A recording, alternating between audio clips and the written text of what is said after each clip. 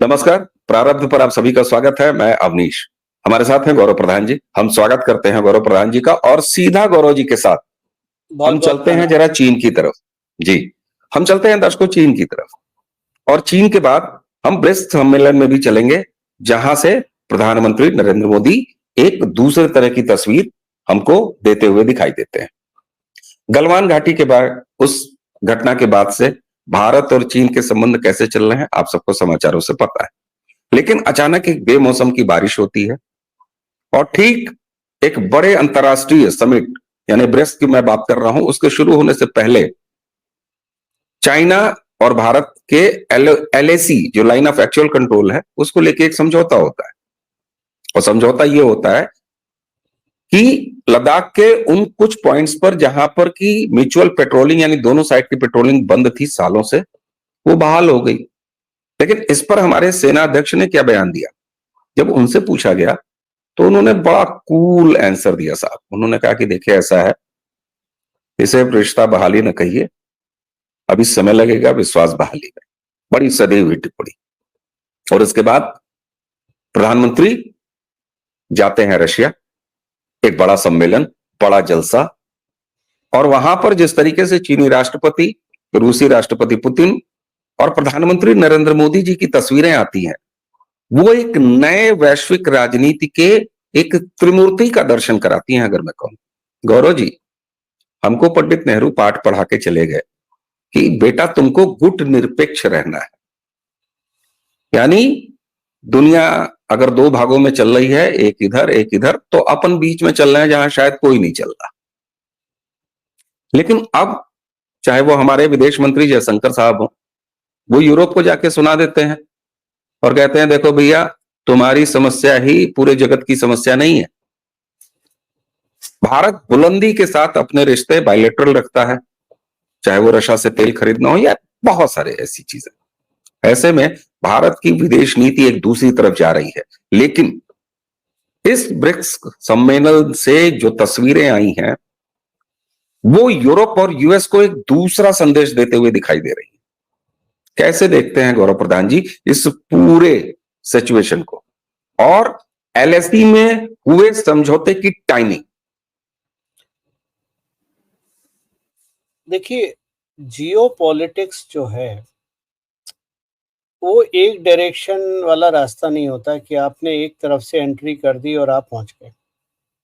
ये multi dimensional होता है। तो एक एक करके अगर मैं विस्तार से तो बात नहीं कर पाऊंगा, क्योंकि फिर बहुत लंबा वीडियो हो जाएगा और आपके चैनल पे बहुत बहुत ऐसे लोग हैं जो 5 मिनट में सब कुछ चाहते हैं, तो उनको डिसअपॉइंट ना करते हुए छोटा रखते हैं। पहली चीज, ब्रिक्स सम्मेलन में मोदी के जाने से पहले चाइना का वापस आना, पेट्रोलिंग बहाल होना 2020 के ही पॉइंट पे, यानी जो बात राहुल गांधी ने बोली थी 1200 किलोमीटर अंदर चाइना आ गया, तो मतलब चाइना 1200 किलोमीटर पीछे जा चुका है। और उसके बाद आर्मी चीफ का बयान आना कि अभी विश्वास का समय नहीं है। ये एक बात तो निश्चित करता है कि ब्रिक्स सम्मेलन में मोदी अपनी शर्तों पे गए हैं और इस शर्त पे गए हैं कि चाइना के साथ हाथ तभी मिलाएंगे जब पहले 2020 की सिचुएशन आ जाएगी। जो एलएसी पे चाइना का बुली फैक्टर था, जब तक वो खत्म नहीं होगा मोदी जी नहीं जाएंगे। ये एक बात हो गई। अवनीश भाई, आज से एक हफ्ते बाद दीपावली है। क्या मैं आपसे पूछ सकता हूं ये सवाल कि 2025 की दीपावली किस दिन होगी? आप बता सकते हैं? मतलब आप नहीं, पंचांग देख के आप बता सकते हैं?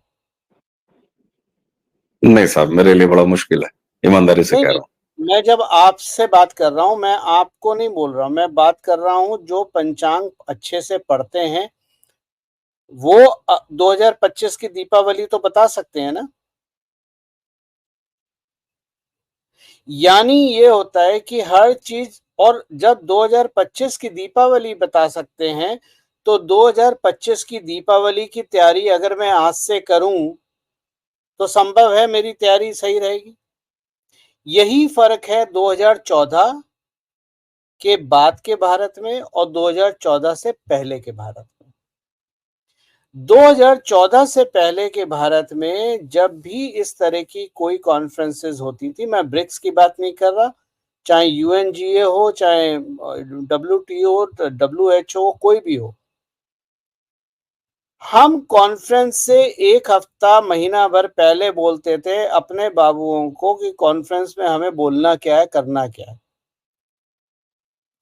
और मोदी की प्लानिंग 2014 के बाद ये हुआ है कि एक कॉन्फ्रेंस खत्म होने के बाद उस कॉन्फ्रेंस की अगली बैठक जो है उसकी तैयारी और उसके मुद्दे तैयार करने शुरू हो जाते हैं। इस यही कारण है कि अब भारत का जो इफेक्टिवनेस है किसी भी कॉन्फ्रेंस में, वो पहले के मुकाबले 100 गुना ज्यादा है। अब ये बात मैं क्यों बोल रहा हूं? ये बात मैं इसलिए बोल रहा हूं कि पिछले साल एससीओ की समिट के बाद ये बात निश्चित थी कि अगली समिट इन इन तारीखों को होगी और ये तारीख यूएस इलेक्शन से क्लैश करेंगी। अब बहुत इंपॉर्टेंट बात है, यूएस इलेक्शन से क्लैश करेंगी। इसका अर्थ ये हुआ कि जो यूएस के तंत्र हैं वो इंटरनल पॉलिटिक्स में इतने बिजी होंगे कि वो एससीओ की समिट में हस्तक्षेप नहीं कर पाएंगे अपने पैदों के साथ, और एससीओ मीटिंग में आप बोल्ड डिसीजन ले सकते हैं। यही कारण है कि इस बार एससीओ की समिट में जो भी हुआ है, पिछले अगर 5-6 साल की समिट्स देखी जाएं, चाहे वो यूएन की हो, किसी भी फोरम की समिट क्यों ना हो, चाहे G20 हो, G7 हो, मेरे ख्याल से इस एससीओ समिट में एक लैंडमार्क डिक्लेरेशन है जो आने वाले समय में भारत की स्थिति ग्लोबल पोडियम पे और विश्व की दिशा और दशा तय करने के सामर्थ्य रखते हैं। अमेरिका आज की डेट में अपने वीकेस्ट पॉइंट पे है, और मैं चाहूंगा दर्शक मेरी बात को बहुत ध्यान से सुने, चाहे तो लिख के रख लें या इस क्लिप को काट के रख लें कहीं। अगले 10 साल में नेटो बिखर जाएगा। ब्रिक्स दुनिया का सबसे powerful nation, group of nation बनके उभर रहा है।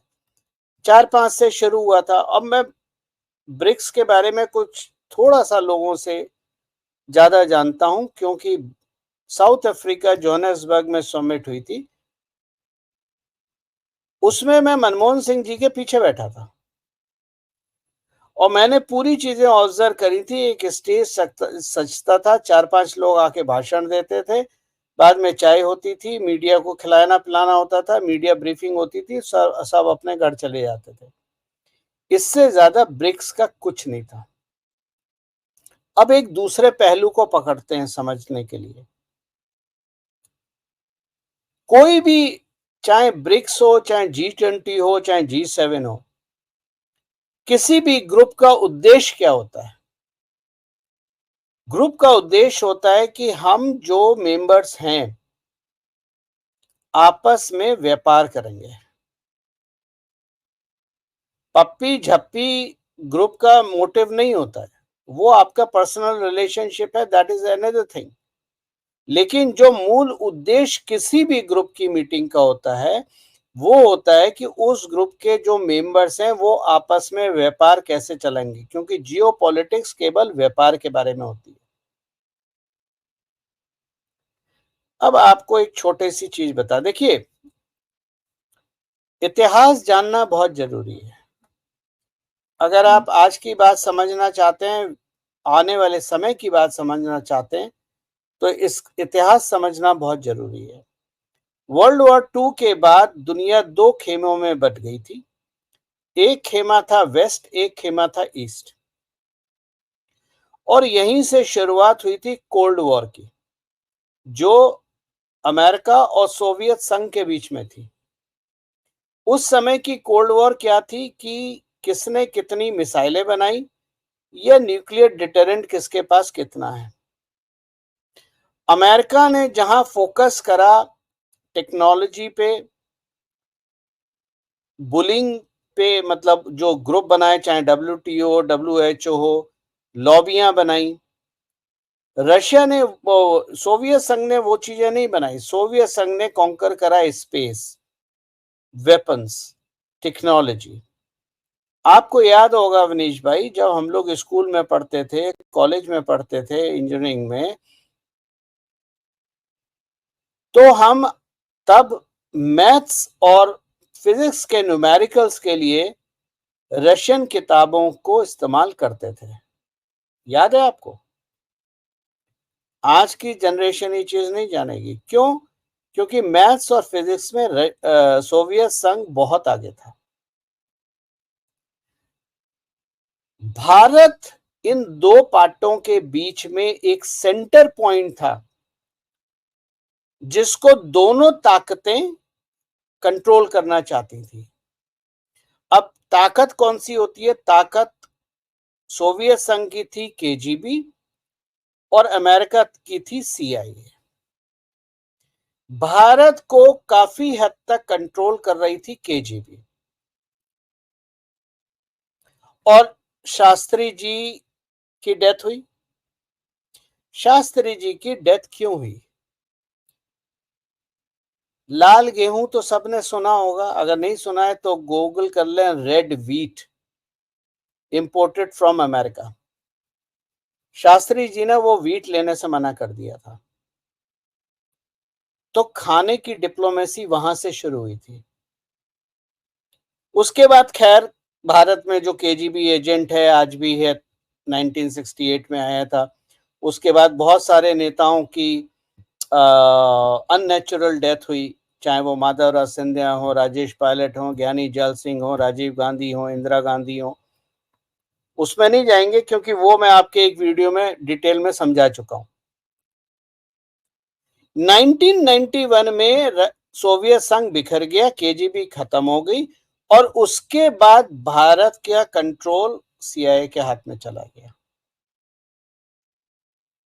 और इससे पहले कि CIA पूरा लेता, भारत का कंट्रोल 2008 में जानबूझ के चाइना के हाथ में दे दिया गया। क्योंकि जब सोवियत संघ टूटा, सोवियत संघ एक कम्युनिस्ट नेशन था, और इस तरफ सोवियत संघ एक कम्युनिस्ट नेशन था और चाइना एक कम्युनिस्ट नेशन था।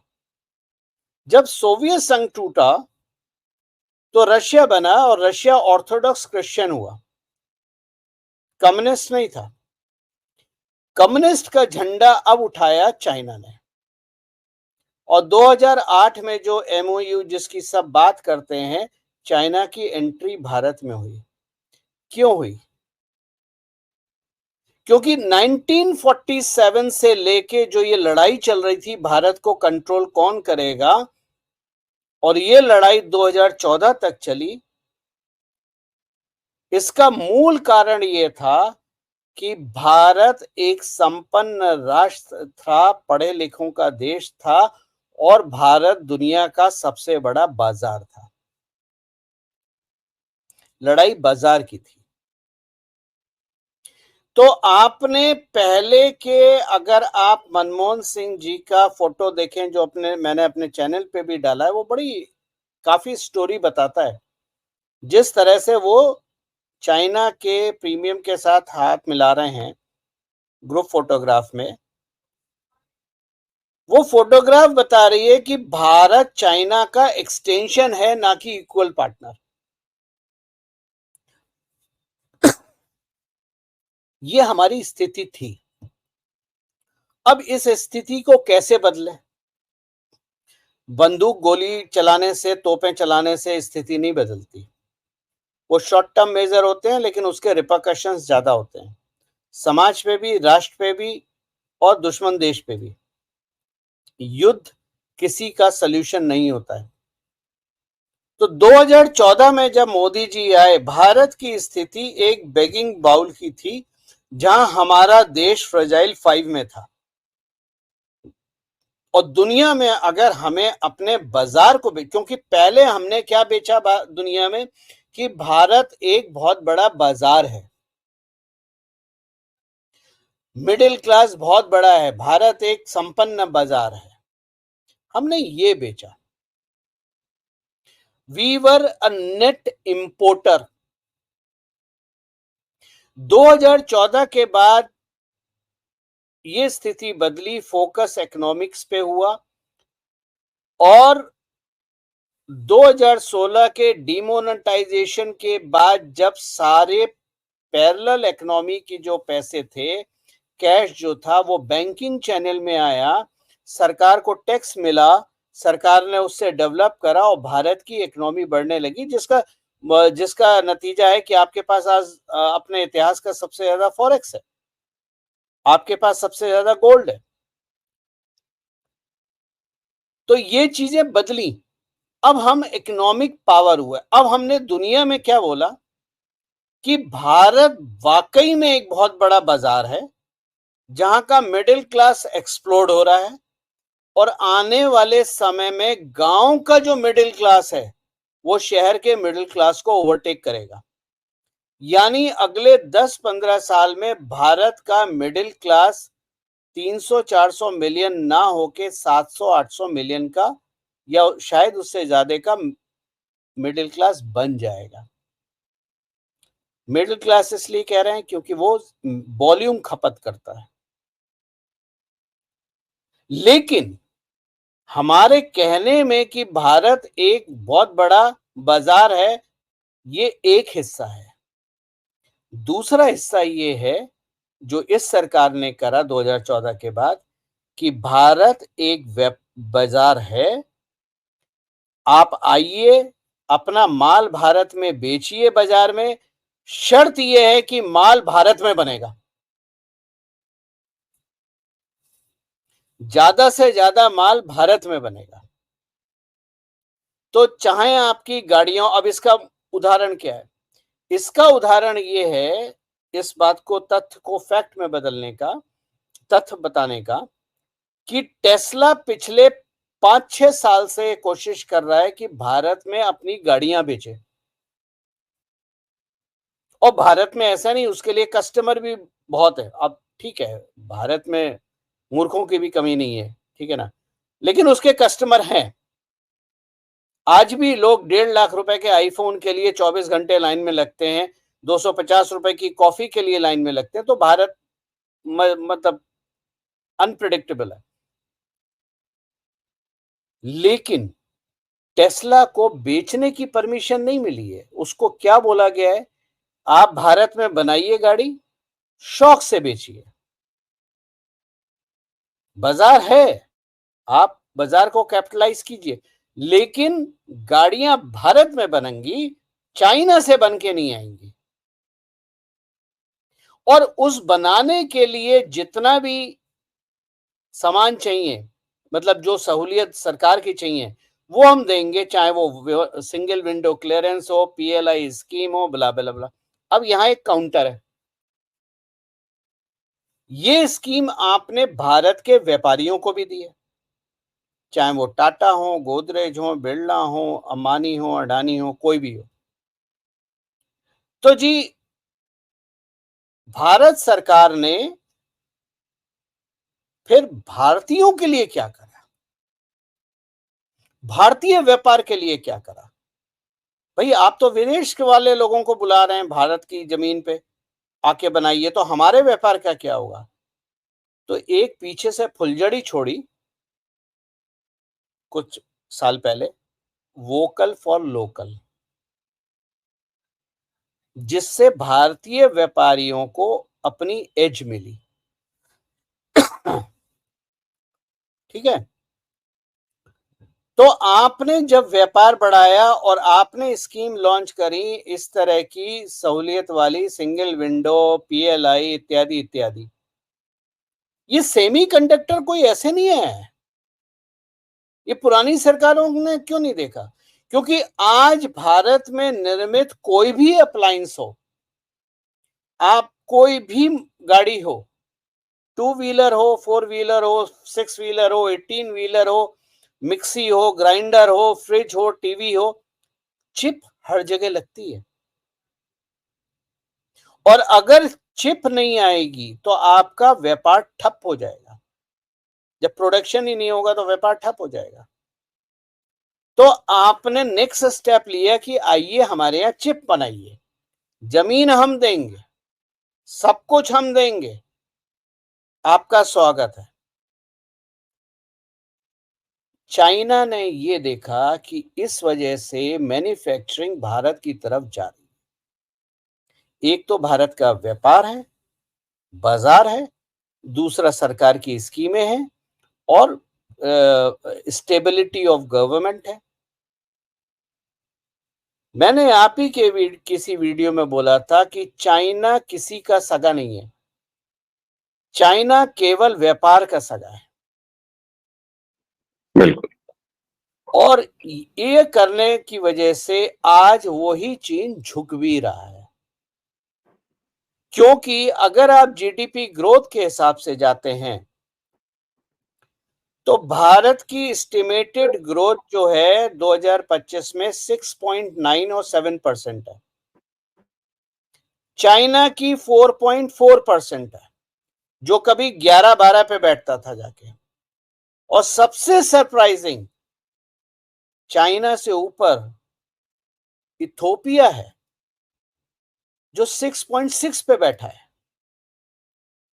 अब अगर आप G7 नेशंस और ब्रिक्स के नेशन का कंपैरिजन करेंगे तो आधी से ज्यादा आबादी ब्रिक्स में है, दुनिया के सबसे बड़े बाजार ब्रिक्स में है, आधी जीडीपी, लगभग आधी जीडीपी ब्रिक्स में है। तो अब ब्रिक्स में लोग क्यों आना चाहते हैं? ब्रिक्स में लोग इसलिए आना चाहते हैं भारत की वजह से, चाइना की वजह से नहीं। उसका कारण मैं बता देता हूं। भारत जब किसी दूसरे देश में जाके व्यापार करता है, जैसे मान लीजिए टाटा या महिंद्रा किसी दूसरे देश में जाके गाड़ी बनाती हैं, अफ्रीका में गाड़ियां बनाती हैं, ठीक है, तो जब वहां वो प्लांट लगाती हैं गाड़ी बनाने का या असेंबल करने का, तो वहां के लोकल लोगों को ट्रेन करके एम्प्लॉय करती है। और जब चाइना जाता है अफ्रीका में तो वो अपने बोइंग 747 में अपने चाइनीज लोगों को भर के ले जाता है। मैंने ये साउथ अफ्रीका में अपनी आंखों से देखा है और कई साल देखा है, क्योंकि हम लोग CXO लेवल के लोग थे उस समय। तो जनरली एम्बेसी की पार्टीज में, ड्रिंक्स में, मीटिंग्स में हमारा इनविटेशन स्टैंडर्ड होता था। और ये सवाल हम हमेशा इंडियन एम्बेसडर से और जो हाई कमिश्नर्स थे उनसे करते रहते थे, इसलिए मैं आपको बता रहा हूं। दूसरा उदाहरण अगर आप देख लें, जो चाइना का BRI प्रोजेक्ट पाकिस्तान से बनाया है, पाकिस्तान में बना रहे हैं, या जो बलूचिस्तान में कर रहे हैं, वहां पाकिस्तानी स्किल लेबर नहीं है, वो हवाई जहाज भर के चाइना के लोगों को लाए हैं वहां काम करने के लिए। तो जो ये छोटे नेशन है, जो 19-30 नेशन है, 19 ऑलरेडी शायद अंदर है, नंबर कंफर्म नहीं कर रहा क्योंकि लिस्ट लंबी है। 13 अभी आए हैं, 13 अभी आए हैं, 30 का लिस्ट में लगे हुए हैं, लाइन में लगे हुए हैं। उनको ये लगता है कि अगर हम ब्रिक्स में जाएंगे और भारत वहां पर है तो ग्रोथ म्यूचुअल होगी, विश्वास वाली, ठीक बात। अब अगर आप G7 देख लीजिए, G7 की चौधराहट अमेरिका के पास है। वर्ल्ड वॉर 2 के बाद, क्योंकि भारत से बहुत सारे लोग को लगता है मोहनदास गांधी ने आजादी दिलाई। सच्चाई है कि अगर वर्ल्ड वॉर 2 ना होती तो भारत आजाद नहीं होता, क्योंकि ब्रिटेन को अपनी जमीन बचानी थी हिटलर से, तो वो यहां से भागे क्योंकि उनकी जरूरत वहां थी। खैर, पॉइंट वो नहीं है, पॉइंट ये है कि वर्ल्ड वॉर 2 के बाद जितने भी संगठन बने, चाहे यूनाइटेड नेशन हो, WTO हो, WHO इत्यादि इत्यादि, उन सब में चौधराहट किसकी है? अमेरिका की। ये सारे संगठन किसके लिए काम करते हैं? अमेरिका के लिए। ठीक और है। इन सारे संगठन को हथियार बना के इस्तेमाल कौन करता है?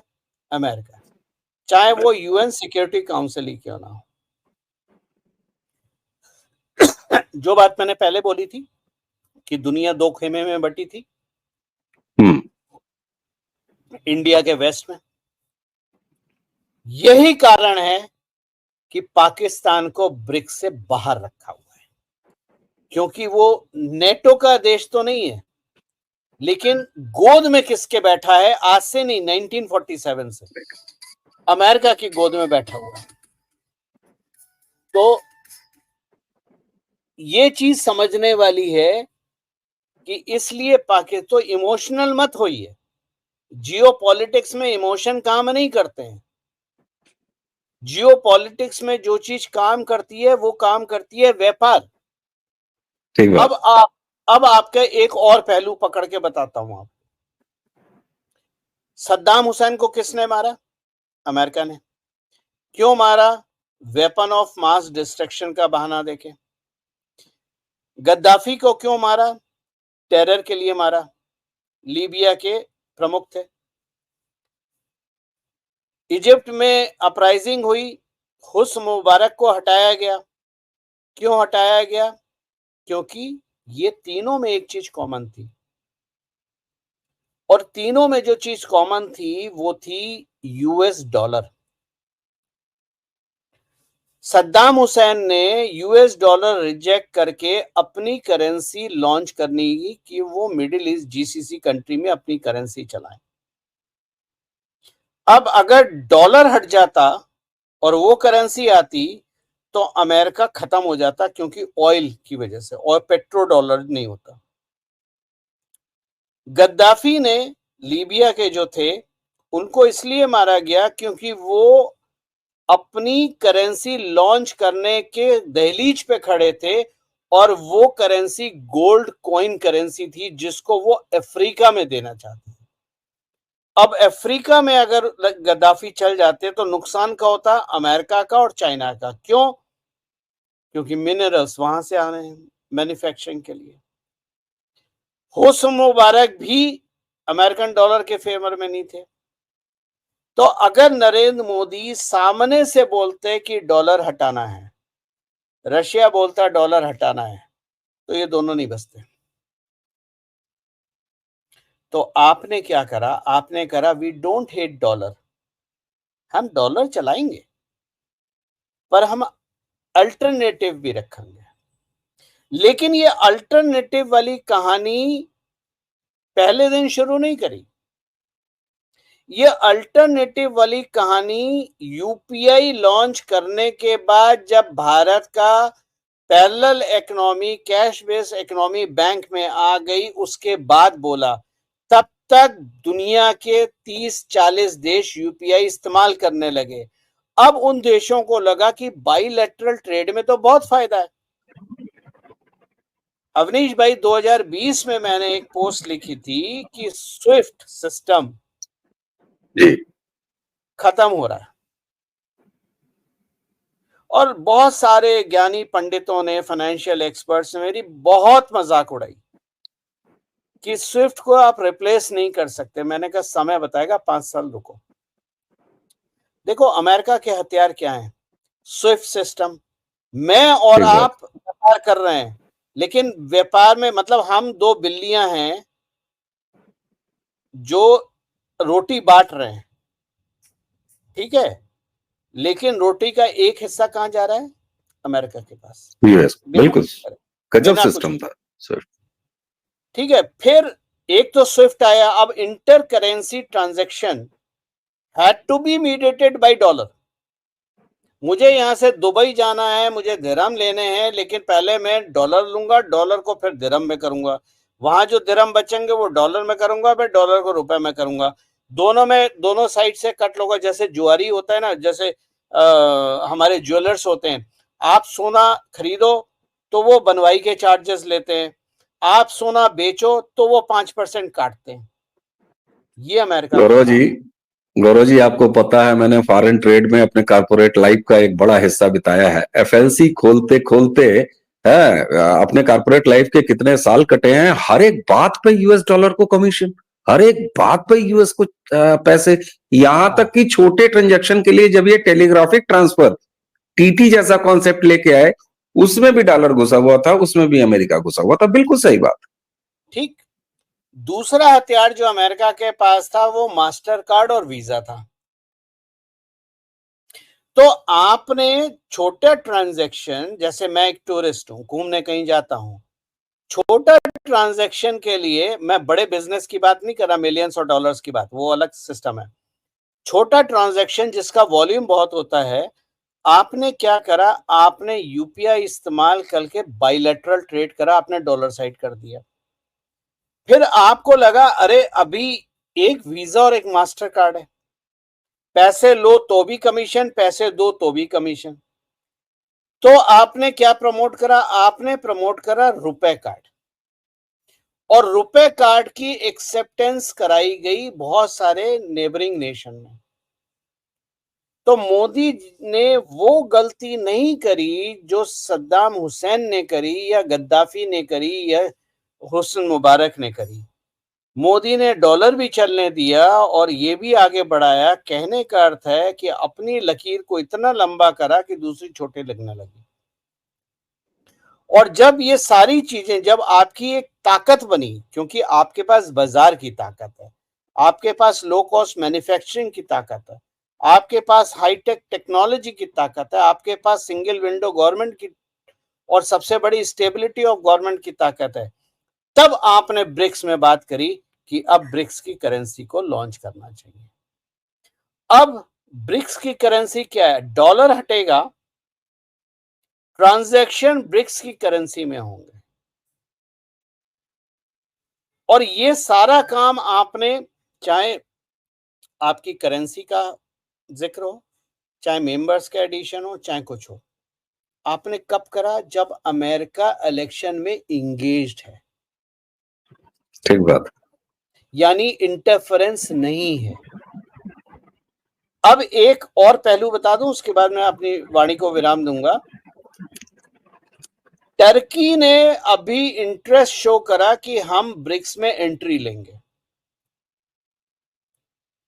मैं दर्शकों से निवेदन करूंगा कि कृपया ग्लोबल मैप को खोल के देखें कि टर्की है कहां, क्योंकि जब जियो पॉलिटिक्स की बात होती है तो मेरे काम करने का तरीका ये है, मैं मैप खोल के, फुल स्क्रीन मैप खोल के बैठता हूं। टर्की यूरोप के मुहाने पे दरवाजा है। टर्की और अमेरिका का क्या रिलेशन है? टर्की नेटो का मेंबर है, लेकिन नेटो का फाइटिंग मेंबर नहीं है, गोडाउन है। टर्की में अमेरिका ने अपनी बैलिस्टिक मिसाइल्स इंस्टॉल करी हुई हैं। टर्की का वही रोल है कि वहां पर वो अमेरिका अपनी मिसाइल रखेगा। क्यों रखेगा? ताकि वो यूरोप को और जो उसकी रेंज में देश हैं उनको धमका सके, ताकि वो अमेरिका के साथ रहे। अब अगर टर्की टूटा, नेटो से टूट, क्योंकि टर्की का भी आज अगर आप इन्फ्लेशन देखें तो डबल डिजिट से ज्यादा है। टर्की अगर टूटा तो नेटो का तो मतलब ये तो वही हुआ ना, स्वेटर का एक तरफ से धागा निकालोगे तो वो पूरा स्वेटर उधड़ जाएगा। तो जैसे ही टर्की ने ये बात करी, ये इंटरेस्ट शो करा कि हम नेटो को छोड़ के ब्रिक्स में आना चाहते हैं, टर्की में बम ब्लास्ट हो गए, टेरर अटैक हो गया साहब। टेरर अटैक हुआ। और उसमें जो अभी मेरे पास इंफॉर्मेशन है, मैं नाम वगैरह तो अभी नहीं बताऊंगा, लेकिन जो इंफॉर्मेशन है उसमें ये है कि टेरर में एक टेररिस्ट कंफर्म नहीं है, ये केवल इंटेलिजेंस लेवल पे, एक टेररिस्ट जिसने गोलियां चलाई हैं और हैंड ग्रेनेड फेंका है, वो CIA ऑपरेटिव है।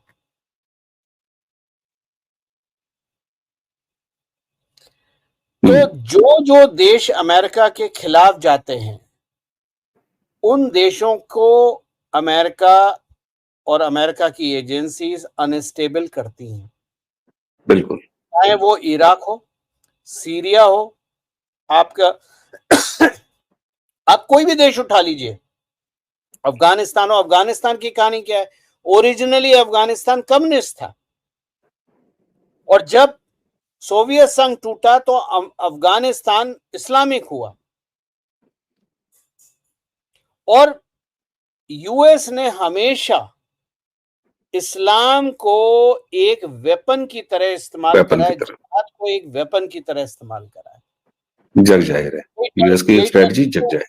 अब आप खुद बताइए, टर्की में इस्लामिक ने अटैक करा, अटैक किस पे करा? इस्लामिक के ऊपर करा। तो भाई फायदा क्या है, ये नुकसान क्या है? बिल्कुल ठीक।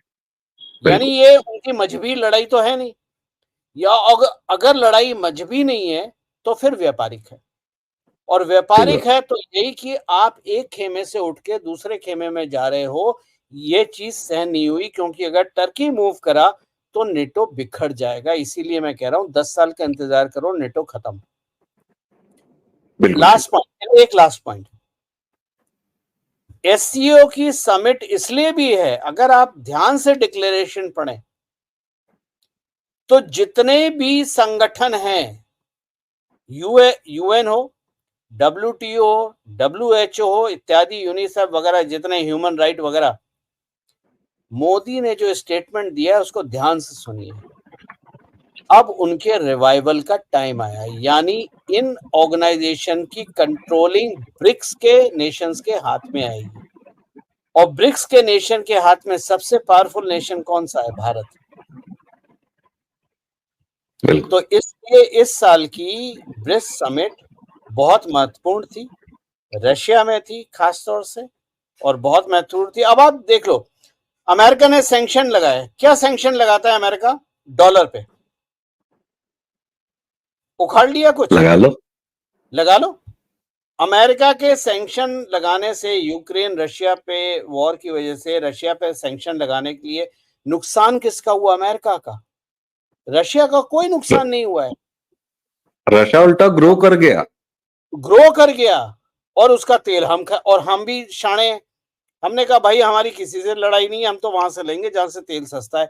रिजल्ट ये है कि पिछले कुछ सालों में भारत के तेल के दाम स्थायी हैं, जबकि ठीक दुनिया है। में तेल के दाम 50% से लेके 70% बढ़े हैं। बिल्कुल ठीक बात।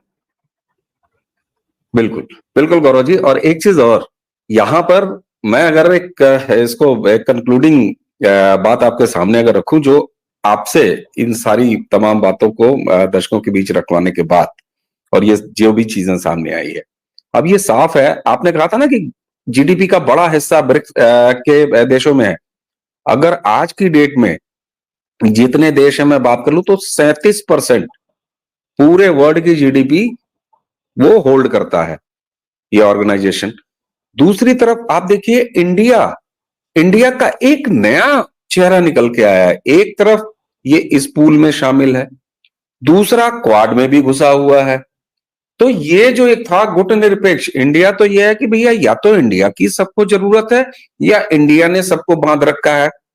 ये बताता है कि एक सर्व स्वीकार्य देश के रूप में, और एक वाकई में विश्व गुरु वाला जो एक कॉन्सेप्ट है, उसकी तरफ भारत आगे बढ़ रहा है।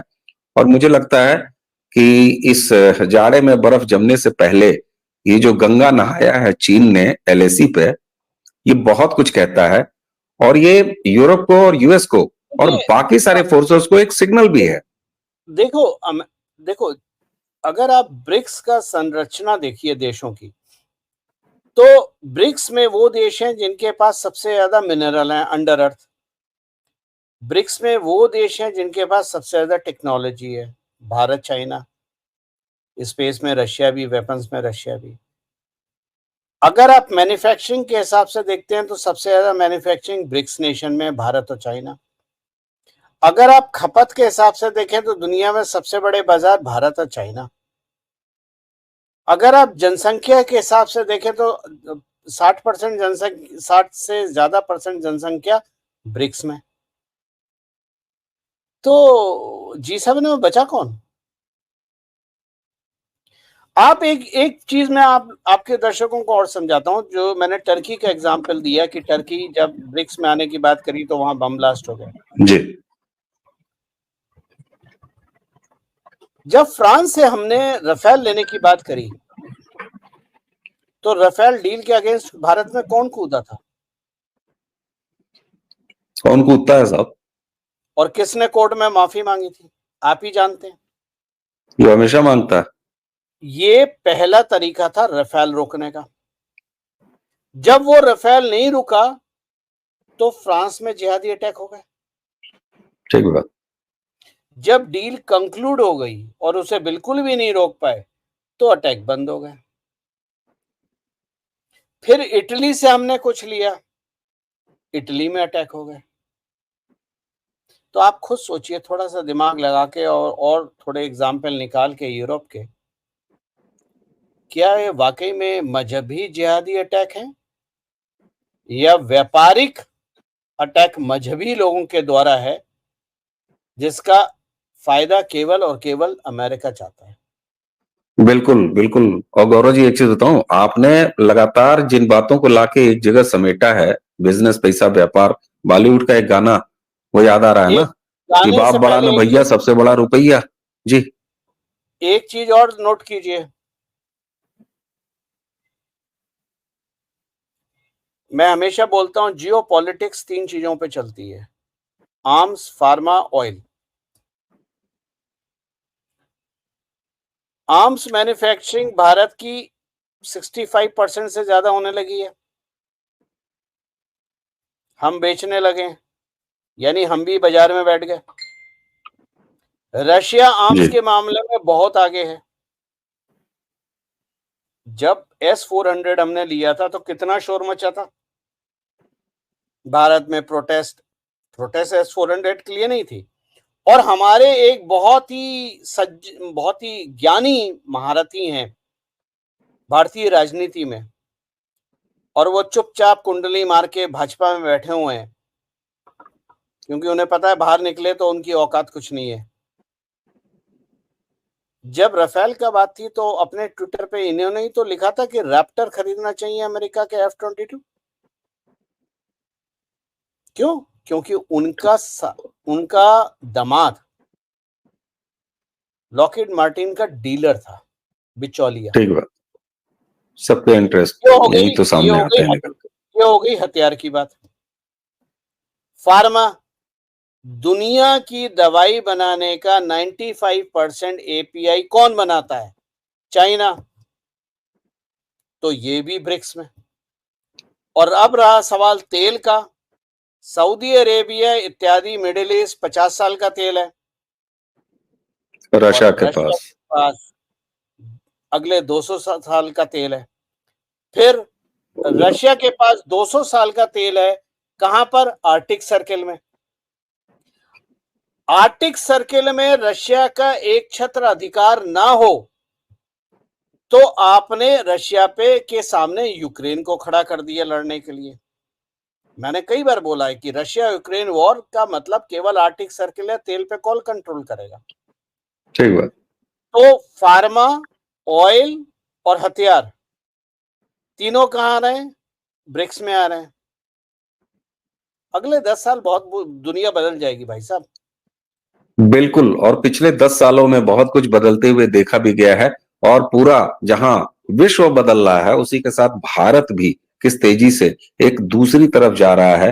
अब हम न लेफ्ट, न राइट, न सेंटर, बल्कि ये तीनों अब हमें लगता है कि भारत के साथ साथ चल रहे हैं। और यहीं पर जो सबसे बड़ा संदेश आया है कि भारत अपने लिए राष्ट्र प्रथम, और चूंकि उसकी एक फिलॉसफी है विश्व गुरु की, जो कि सबके कल्याण की बात करती है, पूरे विश्व के कल्याण की बात करती है, तो ये एक नई लाइन इमर्ज हो रही है जियोपॉलिटिकल सिचुएशन में, और उसी के साथ साथ भारत अपने शर्तों पर कैसे जीतता है और कैसे जीना शुरू कर चुका है, ये दिखाता है कि साहब बर्फ तो जमा नहीं, लेकिन उसके पहले ही चीन ने गंगा नहा लिया एलओसी पे, सॉरी एलएसी पे। दर्शकों, मुझे लगता है कि आज की इस चर्चा को आप सबके बीच में ऐसे ही छोड़ देना चाहिए मुझे, और इसे कंक्लूड करने की अब कोई आवश्यकता नहीं है। जी, एक चीज और बोल दूं। बोलिए बोलिए साहब। चीन ने देखिए, मैं बोल रहा हूँ ना, ये डिस्कशन अगर हम चाहें 2 घंटे हो सकता है। इसमें बहुत सारे हाँ, पहलू इसका हैं, पार्ट करेंगे, बहुत बचा हुआ है, अभी तो केवल ऊपर ऊपर बात हुई है। एलएसी पे चाइना के साथ एग्रीमेंट और आर्मी चीफ के स्टेटमेंट, इसका एक इम्पैक्ट जो आपको आने वाले समय में दिखेगा, मणिपुर प्रॉब्लम खत्म हो जाएगी। चलिए इसको भी देखते हैं। और एक चीज आपको बताऊं गौरव जी, मेरी बिल्कुल इच्छा नहीं कर रही है कि आपको मैं रोकूं, इसको कीप ऑन, ये पूरी चर्चा होनी चाहिए, लेकिन इसको हम एक तरह से विषय की प्रस्तावना, और अब आपने पिछले ही चर्चा में हमसे कहा था कि भैया जम्मू कश्मीर में तो सरकार आ गई है, तो करने दो उनको काम। तो वहां पर काम के बाद अब हमारे पास एक होता ना कि जब राइट हो गया, राइट, तो फिर अब लेफ्ट की तरफ चला जाए। चीन सेंट्रिक बहुत सारी बातें अब हमें करनी है, जिसमें नॉर्थ ईस्ट, जिसमें मणिपुर, जिसमें अरुणाचल, जिसमें तमाम, ऐसा नहीं है कि तिब्बत वाली सीमा ही हमारी सीमा है साहब, अभी बहुत सीमाएं हैं, तो वहां पर चल के बात होगी। जी, कश्मीर का तो मेरा अब मन भर गया, मैं वापस नहीं जाने दूंगा कश्मीर। नहीं नहीं नहीं, पिछली बार हो चुका है केवल, अब कश्मीर काफी दिन तक नहीं जाएंगे, फिर कश्मीर कभी घूमने जाएंगे, वहां का यात्रा वृत्तांत बताएंगे। मैं आपको वही बोल रहा हूँ कि अब मैं कश्मीर नहीं जाऊंगा, अब मेरा टिकट कट रहा है नॉर्थ ईस्ट का। चलते हैं, फिर नॉर्थ ईस्ट चलते हैं, इसीलिए मैंने चीन उठा के आपके सामने रख दिया। तो अब धीरे धीरे दर्शक भी अब मैप खोल के जो है वो धीरे धीरे समझा जाएगा और तमाम चीजें आएंगी। नॉर्थ ईस्ट में अब हम काम करेंगे, विलेज टूरिज्म का प्रचार प्रसार बढ़ाएंगे, ताकि वहां पर विलेज टूरिज्म का काम हो। बिल्कुल बिल्कुल, और नॉर्थ ईस्ट में मेरा भी मन लगता है, आप जानते हैं बहुत पहले से खूब सारा काम किया हुआ, खूब घूमा हुआ है। गौरव जी, आपने हमें समय दिया, और दर्शकों मुझे लगता है कि इस आज की पूरी चर्चा को एज इट इज आपके सामने, मेरी तो इच्छा कर रही है मैं इस अपनी टीम को कहूं कि इसको एडिट करने की भी जरूरत नहीं है, ऐसे ही उठा के इसे अपलोड कर दीजिए। ये विषय प्रस्तावना है। अब गौरव जी के साथ हम लगातार बात करेंगे, अपनी सीमाओं पर तो डटे ही रहेंगे, कश्मीर की तरफ से अब आपको लेके चलेंगे धीरे धीरे धीरे आगे त्रिपुरा तक। गौरव जी, आपने हमें समय दिया, आपका बहुत बहुत धन्यवाद। दर्शकों, इसी के साथ सभी दर्शकों को और आपको दिवाली की बहुत बहुत शुभकामनाएं। अब हम दिवाली के बाद मिलेंगे, और भगवान करे आप सबको माता लक्ष्मी का आशीर्वाद हो, प्रभु श्री राम का आशीर्वाद हो। जय जय श्री राम। जय जय श्री राम। दोस्तों, इसी के साथ विदा लेते हैं आप सभी को। आने वाले सभी पर्वों की, मैं तो दीपावली से पहले आपसे लगातार मिलता रहूंगा, तो आप सभी को नमस्कार। आज के लिए बस इतना ही, नमस्कार।